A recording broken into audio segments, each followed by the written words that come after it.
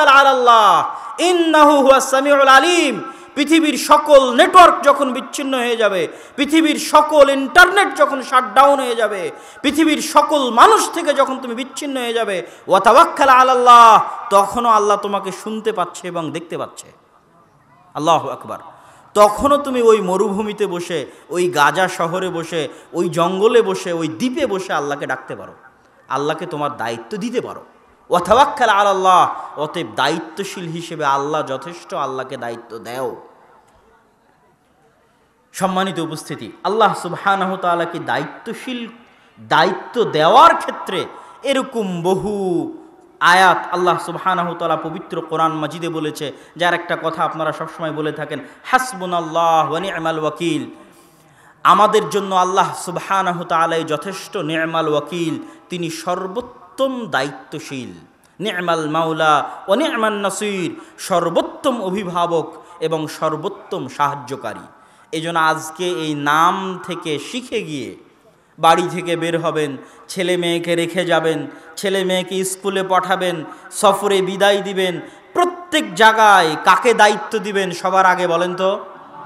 একটু জোরে বলেন, কাকে দায়িত্ব দিবেন? আল্লাহ। আস্তাউদিউকুমুল্লাহ, আপনার দায়িত্ব আমি আল্লাহকে দিয়ে দিলাম।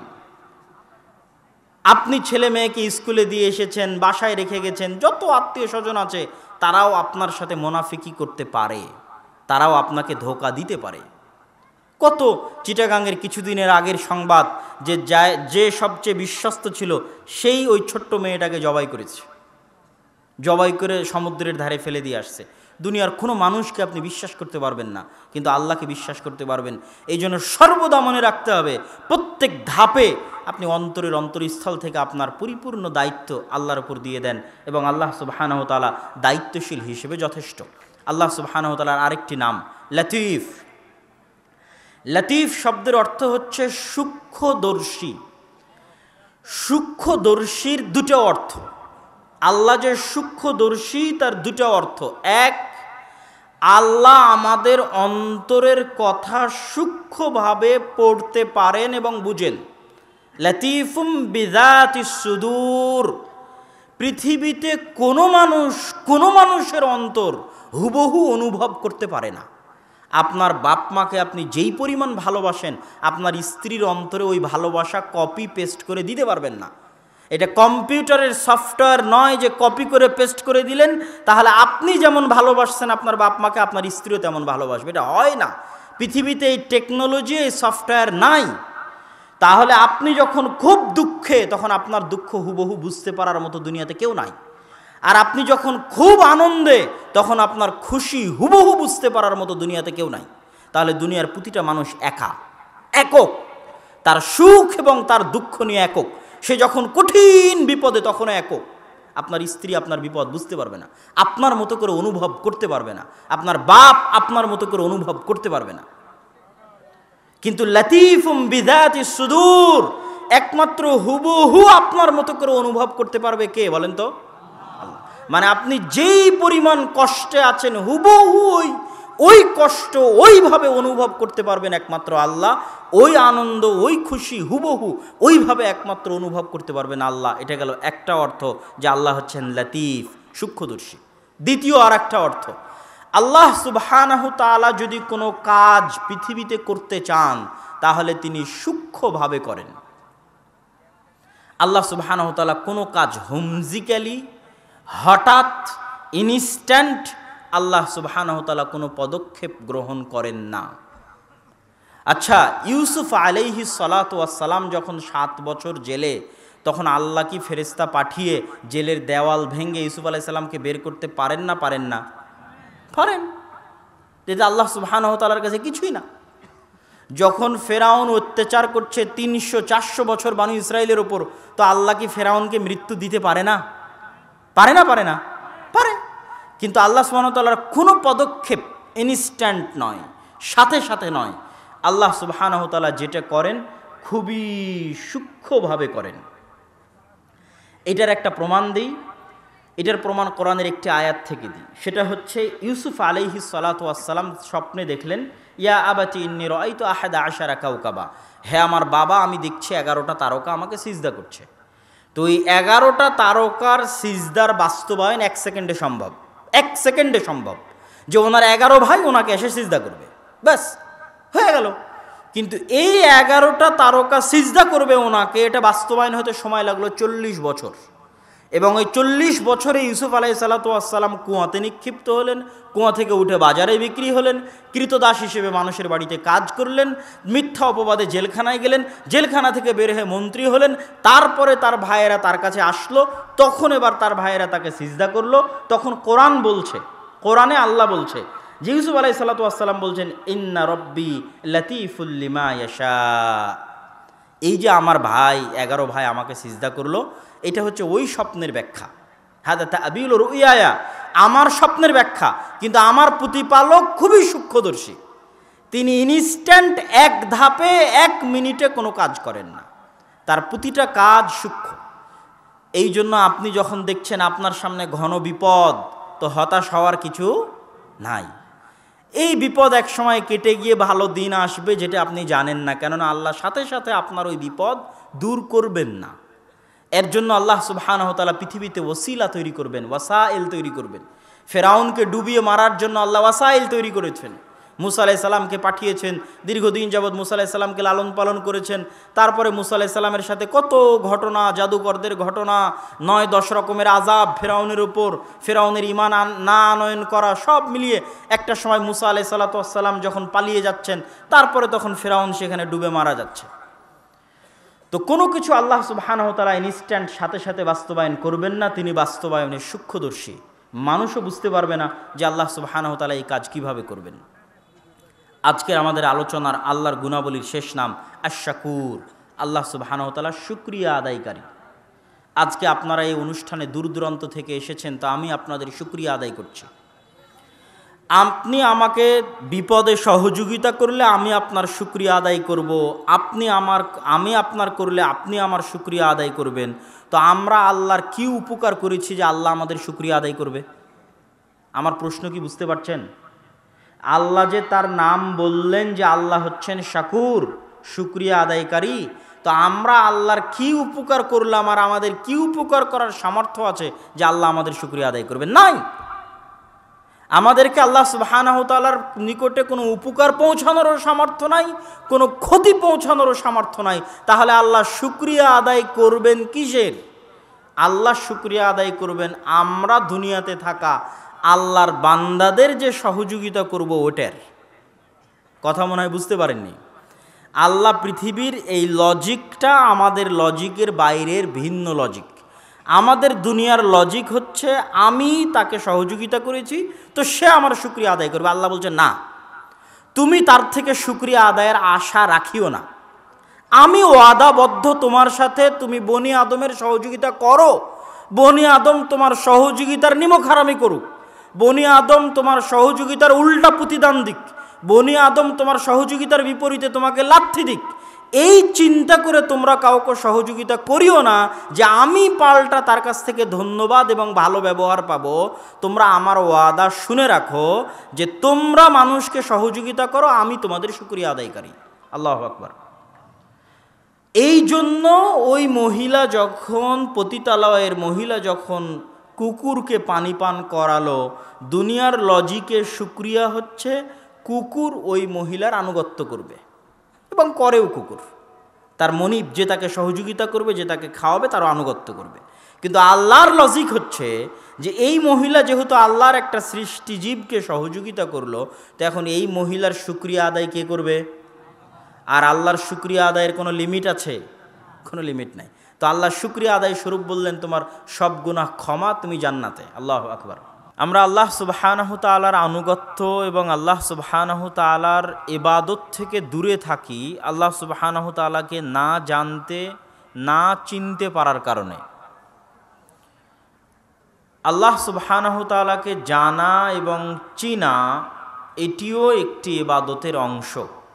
এবং যে আল্লাহ সুবহানাহু তাআলাকে যত ভালোভাবে জানবে, সে আল্লাহ সুবহানাহু তাআলার ইবাদত করে তত বেশি শান্তি, তত বেশি মনোযোগ, তত বেশি আগ্রহ ইবাদতে ধরে রাখতে পারবে।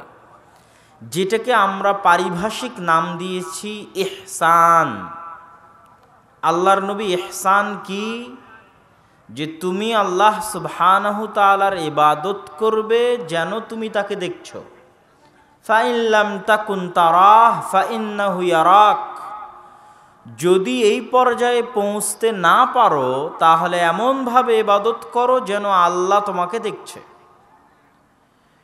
তো এই বাক্যটার ব্যাখ্যা এটাই যে আল্লাহ সুবহানাহু তাআলাকে যত ভালোভাবে জানবে এবং বুঝবে, আল্লাহর সাথে তার সম্পর্ক এবং যোগাযোগটা এত বেশি হবে যেন সে আল্লাহকে দেখতে পাচ্ছে।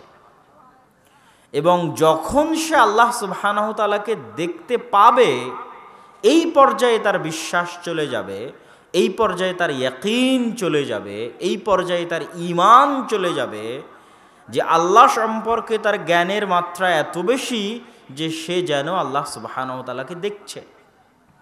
তখন আমি যেমন বড় ব্যক্তির সামনে কোনো কাজ করতে ইতস্তবোধ করি, আপনারা যেমন করেন, ঠিক আল্লাহর কোনো বান্দা আল্লাহকে দেখতে পাচ্ছে এমতো অবস্থায় সে যখন ইবাদত করবে, দুনিয়াতে চলবে, তখন তার পুরো পরিবেশটাই পাল্টে যাবে। এমনভাবে পরিবর্তন হয়ে যাবে যে আরেক হাদিসে রাসূলুল্লাহ সাল্লাল্লাহু আলাইহি ওয়াসাল্লাম বলছেন যে আমি ওই বান্দার হাত হয়ে যাই, আমি ওই বান্দার পা হয়ে যাই, আমি ওই বান্দার দৃষ্টি শক্তি হয়ে যাই, আমি ওই বান্দার শ্রবণ শক্তি হয়ে যাই। এইভাবে মানুষ আল্লাহ সুবহানাহু তাআলার নিকটবর্তী হয়ে যায়। তো এই যে আল্লাহ সুবহানাহু তাআলা সম্পর্কে জানা এবং জ্ঞান অর্জন করা, তার নাম এবং গুণাবলী, এটার ক্ষমতা, এটার শক্তি, এটার পাওয়ার, আমরা কয়েকটি জায়গা থেকে উদাহরণ দিলে সারমর্ম আপনাদের সামনে পেশ করতে পারবো। তার মধ্যে অন্যতম একটি উদাহরণ হচ্ছে সূরা ইখলাস। রাসূলুল্লাহ সাল্লাল্লাহু আলাইহি ওয়াসাল্লাম বলেছেন, কেউ যদি সূরা ইখলাস পাঠ করে তাহলে সূরা ইখলাস তা'দিলু সুলুসাল কোরআন, পবিত্র কোরআনের 3 ভাগের 1 ভাগ হচ্ছে সূরা ইখলাস, তথা সূরা ইখলাস 3 বার পাঠ করলে পরিপূর্ণ কোরআন একবার পাঠ করার সমান নেকি পাওয়া যাবে। বলেন আল্লাহু আকবার। অথচ সূরা ইখলাস 2 লাইনের ছোট্ট সূরা।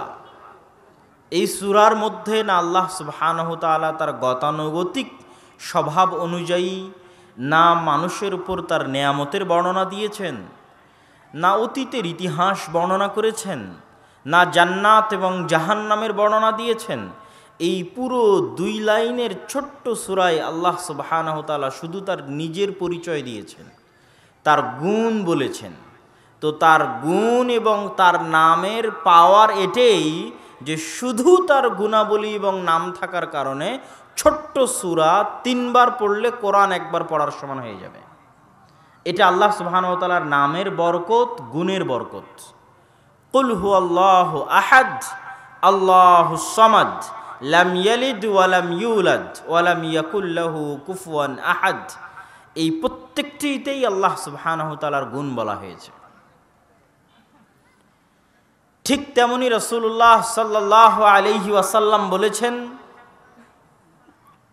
যে কেউ যদি আয়াতুল কুরসি পাঠ করে দুবুরা কুল্লি সালাতিন, প্রত্যেক ফরজ সালাতের পরে, তাহলে জান্নাতে যেতে তাকে কোনো কিছুই বাধা দিবে না ইল্লাল মাউত, তার মৃত্যু ব্যতীত। কেউ যদি 5 ওয়াক্ত সালাতের পরে নিয়মিত সূরা আয়াতুল কুরসি, সূরা বাকারার আয়াতুল কুরসি পাঠ করে তাহলে সে জান্নাতে গেছেই, এখনো যায়নি এই জন্য যে সে মারা যায়নি। আল্লাহু আকবার। এই আয়াতুল কুরসির শুরু থেকে নিয়ে শেষ পর্যন্ত আল্লাহ সুবহানাহু তাআলা শুধু শুধু তার নাম এবং তার গুণাবলী বর্ণনা করেছেন। আল্লাহু লা ইলাহা ইল্লা হুয়াল হাইয়ুল কাইয়্যুম। আল্লাহ কে তোমরা জানো? আল্লাহর পরিচয় লা ইলাহা ইল্লা হু, যিনি ব্যতীত ইবাদতের যোগ্য কোনো মাবুদ, কোনো ইলাহ নেই।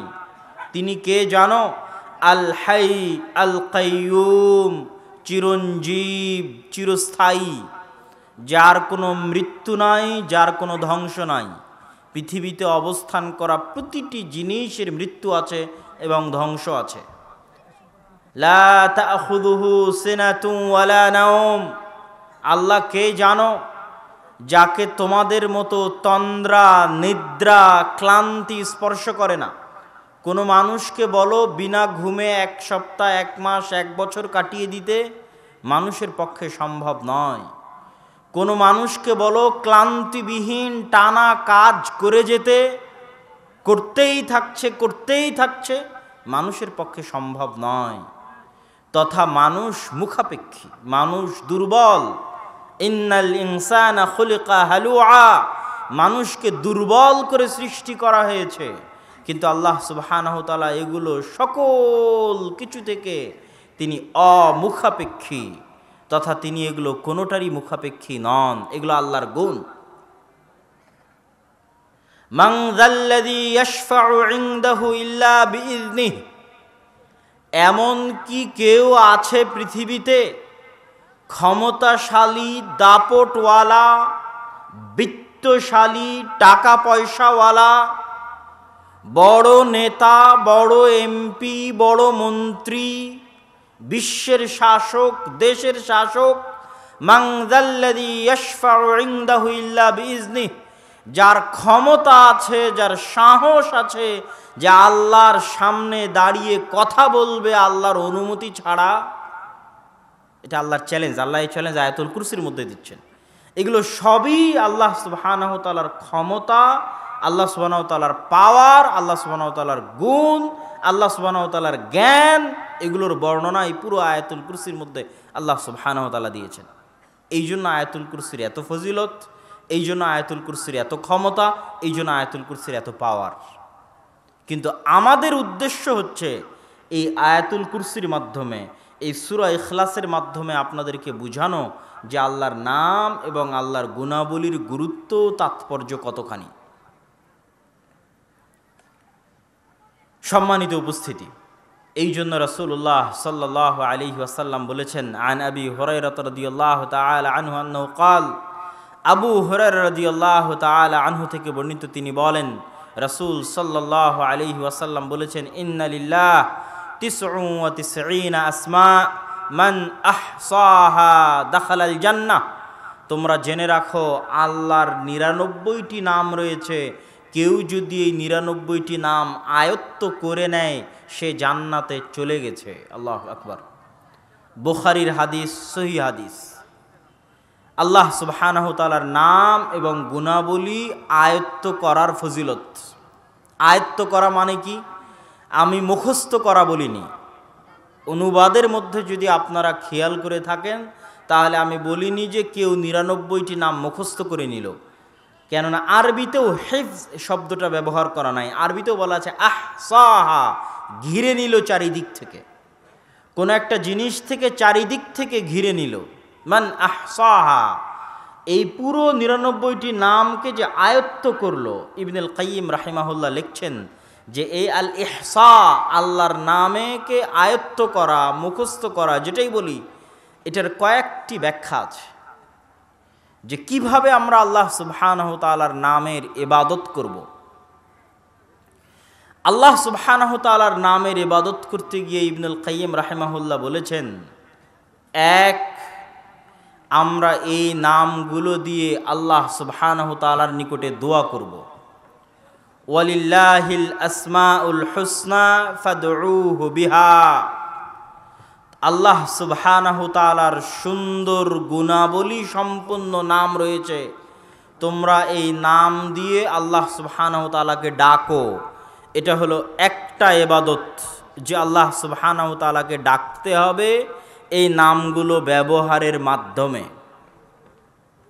দ্বিতীয় ইবাদত, যেটা থেকে আমরা গাফেল, কেউ আপনাকে এই ছোট্ট সূক্ষ্ম জিনিসটা ধরিয়ে দিবে না, সেটা হচ্ছে আল্লাহর গুণে গুণান্বিত হওয়া যায়, আল্লাহর রঙে রঙিন হওয়া যায়, আল্লাহর যে সমস্ত গুণ মানুষের জন্য অর্জন করা অসম্ভব সেগুলোর কথা বলছি না।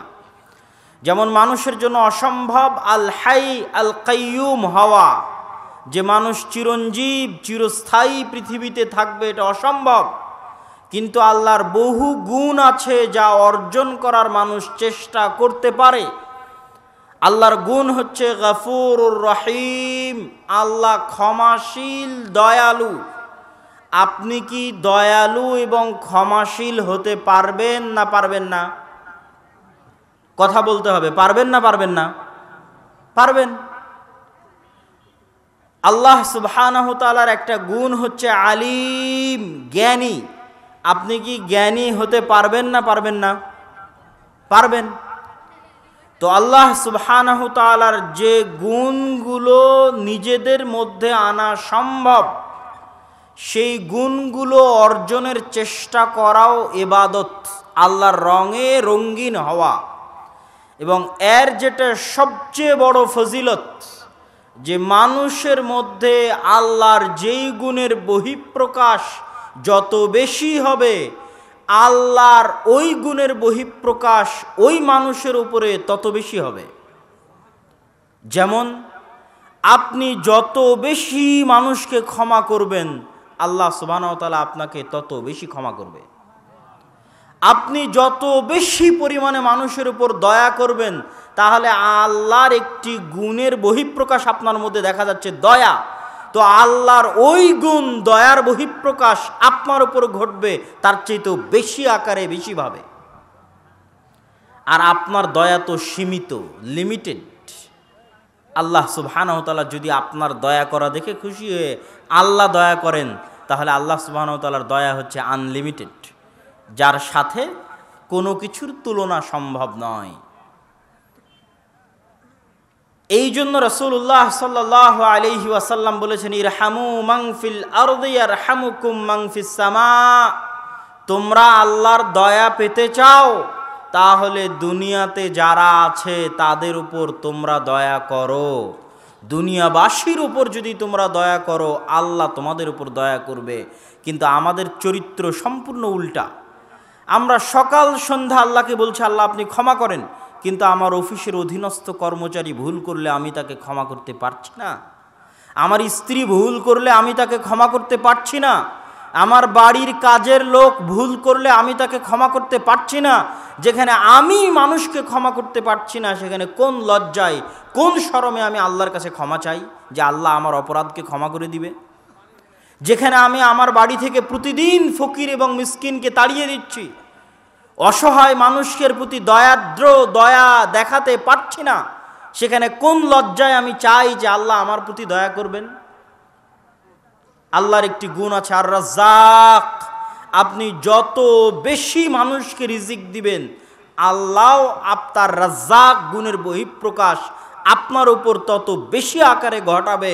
আপনি যদি মানুষকে রিজিক দিতে কার্পণ্য করেন, তো আল্লাহ আপনাকে রিজিক দিতে কার্পণ্য করবে। কিন্তু আপনার রিজিক দেওয়া সীমাবদ্ধ, আর আল্লাহর রিজিক দেওয়া আনলিমিটেড। সম্মানিত উপস্থিতি,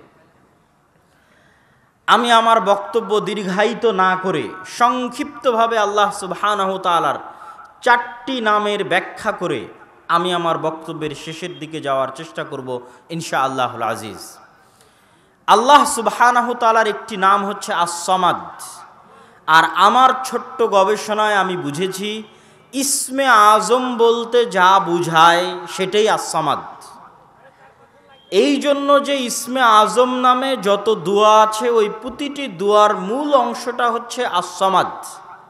দ্বিতীয়ত, এই আস-সামাদ নাম আল্লাহ সুবহানাহু তাআলা পবিত্র কোরআনে একবারই ব্যবহার করেছেন, সূরা ইখলাসের মধ্যে, আস-সামাদ। তৃতীয়ত, আস-সামাদ নামের উচ্চারণ তার হায়বাত এবং তার প্রভাবের প্রমাণ বহন করে সামাদ নামটার উচ্চারণই। এবং ইসমে আজম সম্পর্কে যত দোয়া আছে, সকল দোয়ার মূল অংশ হচ্ছে আস-সামাদ। কুল হুয়াল্লাহু আহাদ আল্লাহুস সামাদ। সামাদ কি? সামাদকে বাংলায় আমরা বিভিন্নভাবে অনুবাদ করার চেষ্টা করি, কিন্তু এই সামাদ শব্দের প্রকৃত অনুবাদ বাংলা ভাষায় ফুটিয়ে তোলা অসম্ভব। আমরা সর্বোচ্চ এতদূর লিখতে পারি বাংলায় যে অমুখাপেক্ষী, এতদূর লিখতে পারি, কিন্তু এটা দিয়ে আস-সামাদ নামের পরিপূর্ণ অর্থ ফুটে ওঠে না। আস-সামাদ নামের অর্থের দুটো দিক আছে। এক, আল্লাহ নিজে অমুখাপেক্ষী। দুই, আল্লাহ ব্যতীত বাকি সবাই আল্লাহর মুখাপেক্ষী। এই দুটো দিক একসাথে আস-সামাদের অনুবাদে ফুটিয়ে তোলা যায় না। কিন্তু আস-সামাদের অর্থ হচ্ছে আল্লাহ অমুখাপেক্ষী, কিন্তু আল্লাহ ব্যতীত পৃথিবীতে আর যা কিছু আছে এরা সবাই মুখাপেক্ষী, বনি আদমও মুখাপেক্ষী, এবং বনি আদম আল্লাহর মুখাপেক্ষী সকাল সন্ধ্যায়। আল্লাহ সুবহানাহু তাআলার দ্বিতীয় নাম আমরা সংক্ষিপ্ত করে ব্যাখ্যা করে যাচ্ছি। আল্লাহ সুবহানাহু তাআলার দ্বিতীয় নাম হচ্ছে আল ওয়াকিল। আল্লাহ সুবহানাহু তাআলা পবিত্র কোরআন মাজিদে বহু জায়গায় ওয়াকিল শব্দটা ব্যবহার করেছেন এবং আল্লাহকে ওয়াকিল হিসেবে ধরতে বলেছেন। আমরা ওয়াকিলকে বাংলায় বানিয়ে নিয়েছি উকিল। উকিল শব্দটা পরিপূর্ণ আরবি শব্দ। তাহলে কোর্টে আমরা উকিল কেন ধরি? কোর্টে আমরা উকিল এই জন্য ধরি, আমি যেই কাজটা করতে পারবো না, আমার পক্ষ থেকে সেই কাজটা করার দায়িত্ব আমি উকিলকে দিয়েছি। মানুষ চাইলে নিজেই নিজের মামলা আদালতে গিয়ে লড়তে পারে, এটা আমরা অনেকেই জানি না। আপনার নামে কেস হয়েছে, আপনি নিজেই আপনার উকিল হয়ে, মানে আপনার দায়িত্ব নিয়ে আপনি জজের সামনে দাঁড়িয়ে আপনার মামলা লড়তে পারবেন, কোনো বাধা নাই আইনি। কিন্তু আমরা যেহেতু আইন বুঝি না, এই জন্য আমরা একজন উকিলকে দায়িত্ব দিই, ভাই আপনি আমার পক্ষ হয়ে মামলাটা লড়বেন। তো আল্লাহ সুবহানাহু ওয়া তাআলা কোরআন মাজিদে আমাদের কি বলছে? রব্বুল মাশরিকি ওয়াল মাগরিব লা ইলাহা ইল্লাহু ফাত্তাখিযহু ওয়াকিলা। আল্লাহ হচ্ছেন পূর্বের রব, পশ্চিমের রব। পূর্ব এবং পশ্চিমের রব আল্লাহ। লা ইলাহা ইল্লাহু, আল্লাহ ব্যতীত ইবাদতের যোগ্য প্রকৃত সত্য কোনো মাবুদ নাই। ফাত্তাখিযহু ওয়াকিলা, তোমরা আল্লাহকে তোমাদের উকিল, মানে বাংলা ভাষায় উকিল, আরবিতে ওয়াকিল, তোমরা আল্লাহকে তোমাদের ওয়াকিল হিসেবে গ্রহণ করো। আল্লাহর আদেশ পবিত্র কোরআনে যে আল্লাহ আমাদের বলছে যেন আমরা আল্লাহ সুবহানাহু ওয়া তাআলাকে ওয়াকিল হিসেবে গ্রহণ করি। কিন্তু আমরা তো আদালতে মামলায় গিয়ে বুঝি যে উকিল হচ্ছে এই, তাহলে আল্লাহকে ওয়াকিল হিসেবে গ্রহণ করার অর্থ কী? এবং ওয়াকিল নাম থেকে নির্গত শব্দ হচ্ছে তাওয়াক্কুল। যত জায়গায় আল্লাহ সুবহানাহু তাআলা তাওয়াক্কুল করার কথা বলেছেন, তত জায়গায় অর্থ এটাই যে ওয়াতাওয়াক্কাল আলাল আজিজির রহিম, তোমরা পরাক্রমশালী দয়ালু আল্লাহকে তোমাদের উকিল বানাও, মানে দায়িত্ব দিয়ে নির্ভর হয়ে যাও। ওয়াতাওয়াক্কাল, ভরসা করো, মানে দায়িত্ব দিয়ে নির্ভর হয়ে যাও, তোমার দায়িত্ব দাও, দিয়ে নির্ভর হও। তো এই আদেশের রহস্য কি? কেন আল্লাহ সুবহানাহু ওয়া তাআলা আমাদের বলছেন যে আমরা আল্লাহকে দায়িত্ব দিব? এটার ব্যাখ্যা আপনাদেরকে সংক্ষিপ্তভাবে আমি করার চেষ্টা করি। আল্লাহ সুবহানাহু ওয়া তাআলা আর এক আয়াতে বলছেন, ওয়া তাওয়াক্কাল আলাল হাই আল্লাযী লা ইয়ামুত, তোমরা দায়িত্ব দাও ওই সত্তাকে যিনি চিরঞ্জীব, কোনোদিন মারা যাবেন না। এটা আল্লাহ কারণ বলছেন যে কেন আপনি আল্লাহকে দায়িত্ব দিবেন। এখন যদি আপনি মারা যান আর আপনার ছোট দুইটা বাচ্চা থাকে, তো ছোট একটা বা দুইটা বাচ্চার দায়িত্ব আপনি আপনার বোনকে বলছেন, বোন এবার আমার ছেলে মেয়ে দুটো এতিম হয়ে যাচ্ছে, দেখে রাখিস। আপনার ভাইকে বলছেন, আমার ছেলে মেয়ে দুটো এতিম হয়ে যাচ্ছে, দেখে রাখিস। আপনাকে হয়তো পুলিশে গ্রেফতার করে নিয়ে জেলে চলে যাচ্ছে, আপনি আপনার ভাইকে বোনকে বলছেন, আমি জেলে চলে গেলাম, আমার এই জিনিসগুলো দেখে রাখিস। আচ্ছা, আপনার কাছে কি কোনো গ্যারেন্টি আছে যে আপনার জেলে চলে যাওয়ার পর আর আপনার মৃত্যুর 1 সেকেন্ডের মাথায় তারা মারা যাবে না? কথা বলতে হবে, কোনো গ্যারেন্টি আছে? কোনো গ্যারেন্টি নাই। তাহলে তাকে আপনি কোন ভরসায় দায়িত্ব দিচ্ছেন? এই জন্য আল্লাহ বলছে ওয়াতাওয়াক্কাল আলাল হাই আল্লাযী লা ইয়ামুত, ওই সত্তাকে দায়িত্ব দাও যে কোনোদিন মারা যাবে না। তোমার ভাই, তোমার বোন, তোমার আত্মীয় স্বজন এখনই মারা যেতে পারে। তুমি দুনিয়া থেকে বিদায় নেওয়ার পরে কেন, আগেও মারা যেতে পারে। অতএব তুমি তাদেরকে কোন ভরসায় তোমার ইতিম ছেলে মেয়ের দায়িত্ব দিচ্ছ? কোন ভরসায় তোমার পরিবারের দায়িত্ব দিচ্ছ? দায়িত্ব দাও তার প্রতি যিনি কোনো দিন মারা যাবেন না। তোমার বংশ গোষ্ঠী যদি দুনিয়া থেকে নির্মূল হয়ে যায়, তবু আল্লাহ সুবহানাহু ওয়া তাআলা চিরঞ্জীব হিসেবে থাকবে এবং তোমার দেওয়া দায়িত্ব পালন করবে। তোমরা দেখোনি পবিত্র কোরআনে আল্লাহ সুবহানাহু ওয়া তাআলা দুইজন ইয়েতিমের সন্তান সম্পদ ফিরিয়ে দিয়েছে, দুই ভাইয়ের সম্পদ ফিরিয়ে দিয়েছে নবী পাঠিয়ে, আর খিজির আলাইহিস সালাতু ওয়াস সালামকে পাঠিয়ে। ওদের কেউ ছিল না বংশবুনিয়াদ, কিন্তু বাপ মা দায়িত্ব দিয়ে গেছিল আল্লাহকে। তাদের পিতামাতা সৎ ছিল, তারা মরার সময় সম্পদ সন্তানের কাছে বুঝিয়ে দেওয়ার দায়িত্ব দিয়েছিল আল্লাহকে, যে আল্লাহ আমরা তো মারা যাচ্ছি, আমার দুই এতিম ছেলে মেয়ে রেখে যাচ্ছি, এই সম্পদগুলো যেন তারা বুঝে পায়, এই দায়িত্ব তোমাকে দিয়ে গেলাম। আল্লাহ সুবহানাহু ওয়া তাআলা পবিত্র কোরআন মাজিদে আরও কিছু কারণ উল্লেখ করেছেন যে কেন আমরা আল্লাহ সুবহানাহু ওয়া তাআলাকে দায়িত্ব দিব। আল্লাহ সুবহানাহু ওয়া তাআলা বলছেন, ওয়ালিল্লাহি মা ফিস সামাওয়াতি ওয়াল আরজ ওয়া কাফা বিল্লাহি ওয়াকিলা। আল্লাহ সুবহানাহু তাআলার রাজত্বে, ক্ষমতায় আসমান এবং জমিন এবং তার মাঝে যা কিছু আছে সকল কিছু রয়েছে।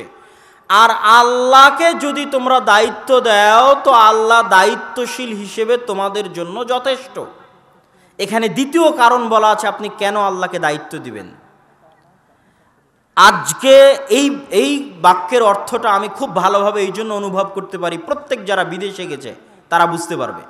আপনি আজ পলাশিতে আছেন, বাগমারায় আছেন, মোহনপুরে আছেন, তো মোহনপুরের এমপির সাথে ভালো খাতির। আচ্ছা, সৌদি আরবে বিপদে পড়লে আপনার মোহনপুরের এমপি বাঁচাতে পারবে আপনাকে? পারবে?